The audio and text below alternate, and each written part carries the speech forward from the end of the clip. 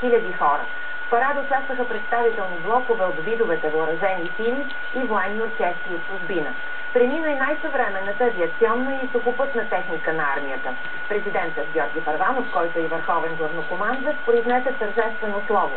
Сега на пряката ни линия репортерът ни Григорий Недялков. Грисо, здравей, да ни разкажеш повече за парада, какво го отличава от други години.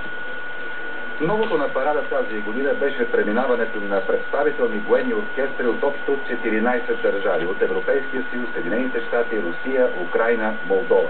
Показан беше и новият транспортен самолет Спартан. Преди началото на тържествения марш, президентът и върховен главнокомандващ Георги Първанов поздрави представителните блокове на армията и трите вида въоръжени сили. В словото си на площад княз Александър I, държавният глава призова ресурсите за армията да бъдат разчитани така, че основно да бъде гарантирана сигурността на българския войник, това число и при участието му в мисия в чужбина.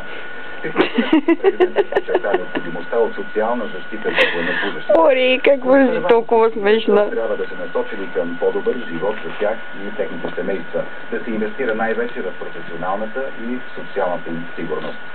Ето и оценката на държавния глава за състоянието на армията в момента. Имаме въоръжени сили, които са в състояние. Ори, котката вече я няма. В България има силна, модерна европейска армия.